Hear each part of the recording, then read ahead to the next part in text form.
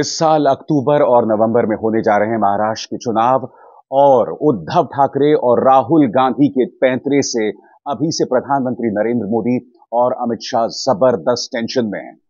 और मैं ऐसा क्यों कह रहा हूं दोस्तों, आपको कुछ तारीखों पर गौर करना पड़ेगा।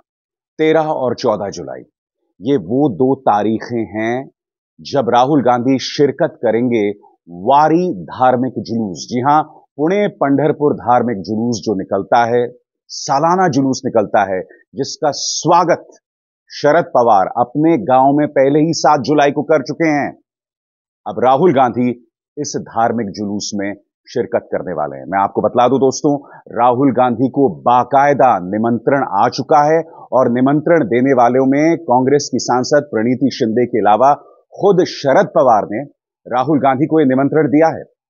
और 13 और 14 जुलाई को राहुल गांधी बिल्कुल अपनी भारत जोड़ो यात्रा और भारत न्याय यात्रा की तर्ज पर 2 दिन तक इस धार्मिक जुलूस में चलने वाले हैं। दोस्तों, कांग्रेस के नेता हैं संजय जगताप, उन्होंने बयान दिया है कि 13 और 14 जुलाई को राहुल गांधी भक्तजनों के साथ जो हैं वो इस यात्रा में शिरकत करने वाले हैं और संत ध्यानेश्वर महाराज और संत तुकाराम महाराज पालकी का आशीर्वाद भी लेंगे। यानी कि एक तरह से कहा जा सकता है दोस्तों कि अक्टूबर और नवंबर में होने वाले महाराष्ट्र चुनाव से पहले राहुल गांधी ने अपना पहला दांव खेल दिया है। राहुल गांधी मोदी 3.0 या ये कहा जाए एनडीए सरकार के इस तीसरे कार्यकाल में पहले से कहीं ज्यादा सक्रिय नजर आ रहे हैं। वो गुजरात पहुंचते हैं, वहां पर अपने कार्यकर्ताओं की हौसला अफजाई करते हैं। इस वक्त जब मैं आपसे बात कर रहा हूं दोस्तों, वो असम और मणिपुर की यात्रा में हैं। जी हां, असम और मणिपुर की यात्रा में हैं, जबकि प्रधानमंत्री नरेंद्र मोदी मणिपुर की बात तक नहीं करते हैं। ऐसे में 13 और 14 जुलाई का उनका जाना वारी धार्मिक जुलूस के लिए इसके खासे राजनीतिक मायने हैं। भारतीय जनता पार्टी बुरी तरह से हिली हुई है। मैं आपको बतलाना चाहता हूं, पार्टी के नेता हैं तुषार भोसले, उनका बयान सामने आया है। जो इंसान हिंदुओं से नफरत करता है उसे कैसे बुलाया जा सकता है। वारी धार्मिक जुलूस सालों से यहां से गुजर रहा है, मगर शरद पवार ने आज तक इसका अनुसरण क्यों नहीं किया। स्वाभाविक सी बात है दोस्तों, राहुल गांधी ने जो बयान संसद में दिया था, जिसे भारतीय जनता पार्टी लगातार तोड़ मरोड़ कर पेश कर रही है कि हिंदुओं का अपमान किया गया, हिंदुओं को हिंसक बताया गया, भाजपा उसे भुनाने की कोशिश कर रही है, उसे बढ़ाने की कोशिश कर रही है। मगर भाजपा भी जानती है कि जनता में इसका इतना असर नहीं पड़ रहा है। हालांकि वो ये भी जानती है कि वो व्हाट्सएप ग्रुप्स के जरिए करोड़ों लोगों से जुड़ी हुई है, इसीलिए उससे अपने झूठे प्रोपेगेंडा को आगे बढ़ाने में मदद मिलेगी। मगर इसी वक्त दोस्तों, शंकराचार्य अविमुक्तेश्वरानंद जी का बयान आता है और उन्होंने कहा है कि मैंने राहुल गांधी का पूरा भाषण सुना है। राहुल गांधी ने किसी भी सूरत में अपमान नहीं किया है और ये भारतीय जनता पार्टी के प्रोपेगेंडा का मुंह तोड़ जवाब है। सुनिए शंकराचार्य क्या कह रहे हैं। हमने राहुल गांधी का पूरा प्रवचन, जो भाषण उन्होंने संसद में दिया था, उसको निकाल करके देखा और हमने उसमें पाया कि वो तो ऐसा कह ही नहीं रहे हैं। वो तो कह रहे हैं कि हिंदू धर्म में हिंसा का स्थान ही नहीं है। तो जब वो साफ कह रहे हैं कि हिंदू धर्म में स्थान नहीं है, तो फिर उनके ऊपर ये आरोप लगाना कि उन्होंने हिंदू धर्म के विपरीत कोई बात कही है, उनके आधे वक्तव्य को, अंश को निकाल करके और उसको फैला करके, ये हम समझते हैं कि अपराध है, दुष्प्रचार है और ऐसा करने वाले को दंडित किया जाना चाहिए, चाहे वो पत्रकार और चैनल ही क्यों ना हो। गलत है। उस व्यक्ति ने जो बात कही ही नहीं है उसके लिए उसका विरोध करना और उसके लिए उसको दोषी बनाना सही नहीं है। उन्होंने साफ कहा कि हिंदू ऐसा नहीं कर सकता, बहुत साफ कहा हिंदू हिंसा नहीं कर सकता। बाद में उन्होंने कहा कि जो लोग उनको उन्होंने अपने सामने जो अमुक पार्टी के सरकार के लोग हैं उनको देख करके कहा कि आप लोग अपने आप को हिंदू कहते हो और हिंसा नफरत फैलाते हो। तो उनका कहना केवल उस पार्टी विशेष के लिए था, हिंदू समाज के लिए उन्होंने पहले ही, इसके ठीक पहले जो वक्तव्य दिया है उसमें हिंदू की बात कही है। तो हमने वो पूरी बात देख ली, इसलिए हमारे मन में उसके लिए कोई बात नहीं। और आपको ये भी समझना पड़ेगा दोस्तों कि भारतीय जनता पार्टी दरअसल इस मुद्दे को भुनाने की कोशिश क्यों कर रही है, क्योंकि अक्टूबर और नवंबर में महाराष्ट्र में चुनाव हैं। वो राहुल गांधी को हिंदू विरोधी पेश करना चाहते हैं वो पहले से ही इस बात को लेकर चिंतित है कि हाल ही में जो लोकसभा चुनाव हुए थे उसमें गठबंधन को मिली थी 48 में से 31 सीटें। और सबसे बड़ी बात, गठबंधन में यानी कि जो अघाड़ी गठबंधन था उसमें सबसे ज्यादा सीटें कांग्रेस को मिली थी, 13 सीटें। और इसमें राहुल गांधी का अपना एक योगदान रहा है। यही वजह है कि राहुल गांधी के इस बयान को तोड़ मरोड़ कर पेश किया जा रहा है, उसे भुनाने की कोशिश की जा रही है। मगर जो झटका भाजपा को लगा है कि शंकराचार्य ने उस बयान को देखा, पढ़ा और अब उनका बयान सामने आ गया है कि राहुल गांधी ने हिंदुओं का अपमान नहीं किया। तो एक तरह से कहा जा सकता है कि शंकराचार्य का यह बयान राहुल गांधी को ताकत देता है और यह भाजपा के लिए कहीं ना कहीं झटका है। मगर हम बात कर रहे हैं दोस्तों महाराष्ट्र की, और महाराष्ट्र में न सिर्फ राहुल गांधी बल्कि उद्धव ठाकरे का मास्टर स्ट्रोक भी इस वक्त भाजपा को टेंशन दे रहा है। और क्यों, इसे आपको समझना पड़ेगा। उद्धव ठाकरे दो बातें रख रहे हैं और इन दोनों ही बातों का जवाब भारतीय जनता पार्टी के पास नहीं है। वो ये कह रहे हैं कि किसानों के सारे कर्जे माफ किए जाएं। पहली मांग उनकी, किसानों के सारे कर्जे माफ किए जाएं, क्योंकि आप जानते हैं कि महाराष्ट्र के विदर्भ इलाकों में इसका कितना बड़ा प्रभाव है। किसान सबसे ज्यादा आत्महत्या अगर किसी राज्य में करते हैं तो महाराष्ट्र में करते हैं। और ऐसे में चुनावों से ठीक पहले उद्धव ठाकरे ने दांव खेला है। बात यहां नहीं रुकती है, वो केंद्र सरकार पर एक और मुद्दे को लेकर दबाव बना रहे हैं। वो कह रहे हैं कि आरक्षण का दायरा 50% है।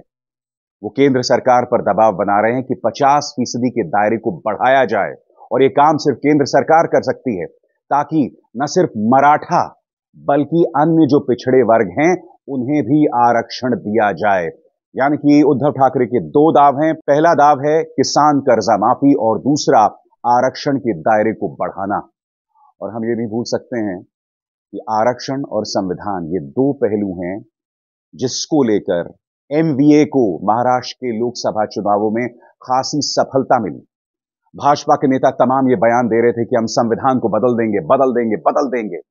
प्रधानमंत्री नरेंद्र मोदी ने कभी भी उन नेताओं को डांट नहीं लगाई। नतीजा, वोटर्स को एक मैसेज गया, खासतौर से पिछड़े वर्गों और दलितों को, कि अगर भाजपा को 400 सीटें मिल गई तो वो आरक्षण जो है वो खत्म कर सकते हैं, क्योंकि उनका निशाना होगा संविधान पर। यही वजह है कि उद्धव ठाकरे ने ये दो मुद्दे उठाए हैं। और इसका असर ये हो रहा है दोस्तों कि राज्य सरकार ढेरों लोक लुभावन योजनाएं लेकर आ रही है। कौन सी वो लोक लुभावन योजनाएं आपके स्क्रीन पर? दोस्तों, हाल ही में deputy chief minister Ajit Pawar जो हैं वो बजट पेश करते हैं, और उस बजट में वो कई लोक लुभावन योजनाओं का जिक्र करते हैं। और आपको गौर करना पड़ेगा दोस्तों कि महज 3 महीने रह गए महाराष्ट्र के चुनावों में और अब जाकर ये योजनाएं आती हैं। जाहिर सी बात है कि एमवीए को जो 48 में से 31 सीटें मिली हैं उसका असर भाजपा गठबंधन पर साफ तौर पर दिखाई दे रहा है। वो कौन सी योजना है जिसकी घोषणा अजीत पवार ने की आपकी स्क्रीन पर? इनमें से एक योजना है मुख्यमंत्री अन्नपूर्णा योजना, एक है मुख्यमंत्री युवा कार्य प्रशिक्षण योजना, मुख्यमंत्री कृषि पंप योजना, मुख्यमंत्री माझी लड़की बहन योजना।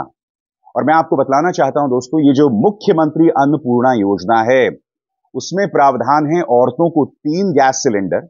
इसके अलावा मुख्यमंत्री माझी लड़की बहन योजना है, उसके जरिए जो औरतें हैं 21 से 60 साल के वर्ग में उन्हें 1500 रुपए देने की बात की जा रही है।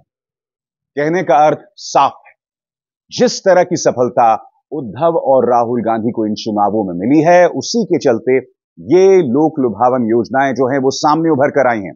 और इस पर भी करारा प्रहार किया है उद्धव ठाकरे ने। उन्होंने छत्रपति संभाजी नगर से दिए गए एक बयान में कहा है कि इन योजनाओं का मकसद सिर्फ लोक लुभावन राजनीति है।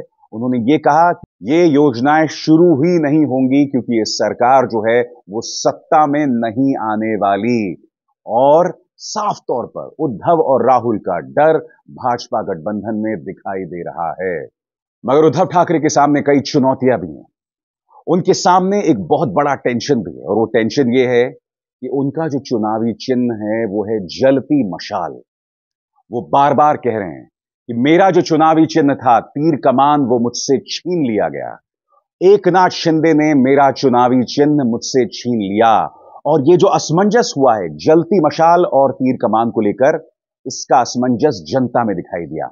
और यही वजह है कि उद्धव ठाकरे ये कहते हैं कि औरंगाबाद, रायगढ़ और रत्नागिरी, सिंधुदुर्ग, इन तीनों जगह में उद्धव सेना को हार का सामना करना पड़ा। क्यों? क्योंकि जनता में चुनाव चिन्ह को लेकर जबरदस्त असमंजस था और यह बात उद्धव ठाकरे समझ रहे हैं। यही वजह है कि हर गुजरते दिन के साथ उद्धव ठाकरे का फोकस जो है वो चुनाव चिन्ह पर है, जलती मशाल पर है। उन्होंने कहा कि औरंगाबाद में संदीपन भूमरे, जो कि उद्धव सेना के कैंडिडेट थे, उन्हें हार का सामना सिर्फ इसलिए करना पड़ा क्योंकि शिवसेना यानी उद्धव सेना का जो चुनाव चिन्ह था उसको लेकर जबरदस्त असमंजस था और यही वजह है कि पार्टी को औरंगाबाद में हार का सामना करना पड़ा। उद्धव ठाकरे के सामने यह एक बड़ी चुनौती है, मगर हर गुजरते दिन के साथ यह असमंजस, यह कंफ्यूजन जो है वो दूर भी होता जा रहा है। और जैसे जैसे दोस्तों हम अक्टूबर और नवंबर की तरफ बढ़ रहे हैं, उद्धव सेना को खुशखबरी भी मिल रही है और ताजा खुशखबरी मिलती है मुंबई से। जैसे कि आप जानते हैं दोस्तों कि लोकसभा चुनाव जब हुए थे तो मुंबई की 6 में से 4 सीटें एमवीए को गई थी, अघाड़ी को गई थी, यानी कि उद्धव सेना शरद पवार और राहुल गांधी को गई थी। अब एक अच्छी खबर आ रही है और वो आ रही है विधान परिषद चुनाव को लेकर। 4 सीटों में चुनाव होते हैं और उद्धव सेना को 2 में सफलता मिलती है और इन दोनों सफलताओं की अपनी अहमियत है। वो क्या है मैं आपको बाद में बताऊंगा, मगर मैं आपको बतलाना चाहूंगा कि जो 2 विधान परिषद सीटें उद्धव सेना ने जीती हैं वो हैं मुंबई ग्रेजुएट्स कंस्टिट्यूएंसी सीट, जिसे जीता पूर्व मंत्री अनिल परब ने, और उसी तरह से मुंबई टीचर्स कंस्टिट्यूएंसी सीट जिसे जीता जेएम अभ्यंकर ने। इन 2 सीटों पर उद्धव सेना को जीत मिली है और इसके खासे मायने हैं और वो मैं आपको बताता हूं क्यों। दोस्तों, अनिल परब जिन्होंने मुंबई ग्रेजुएट्स कंस्टिट्यूएंसी सीट में जीत हासिल की, उन्होंने हराया किरण शेलार को, जो कि एक पत्रकार हैं। तरुण भारत, जो कि आरएसएस का मुख्य पत्र है, उनके जो संपादक हैं किरण शेलर, वो यहां से मैदान में थे और न सिर्फ मैदान में थे बल्कि देवेंद्र फडणवीस के खासम खास माने जाते हैं। यानी कि इनके चुनावों के पीछे पूरे बीजेपी गठबंधन की सरकार जो है वो लगी हुई। बावजूद इसके अनिल परब जीतते हैं और मुंबई ग्रेजुएट्स कंस्टिट्यूएंसी सीट में उद्धव सेना का जीत का परचम लहराता है। यानी कि भाजपा गठबंधन ने इस सीट में पूरी जान लगा दी थी। दूसरी बात, देवेंद्र फडणवीस के खासम खास थे। यही नहीं, सबसे बड़ी बात आपकी स्क्रीन पर, यहां पर उद्धव सेना के अनिल परब को मिले 44,784 मत और किरण शेलार को, यानी कि भाजपा के जो कैंडिडेट हैं, उन्हें मिले 18,772 मत। और मैं आपको बताता हूं कुल जो वोट्स यहां पड़े थे वो थे 67,664 वोट्स। यानी कि अनिल परब को करीब 80% वोट मिले, वो भी मुंबई के एक विधान परिषद सीट में।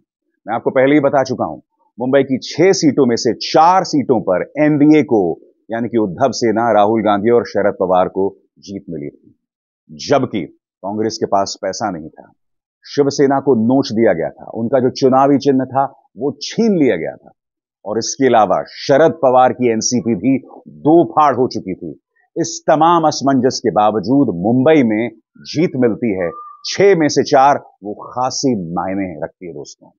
चुनाव चिन्ह वाले मुद्दे को उद्धव ठाकरे लगातार बड़ा मुद्दा बना रहे हैं। वो अपनी हर सभा में कह रहे हैं कि मेरे चुनाव चिन्ह को, मेरी जो विरासत है वो मुझसे छीन लिया गया था, ऐसा वो कह रहे हैं। अब इसका पलटवार किया है एकनाथ शिंदे ने। एकनाथ शिंदे का जवाब आपके स्क्रीन पर, कब तक बच्चों की तरह रोते रहेंगे?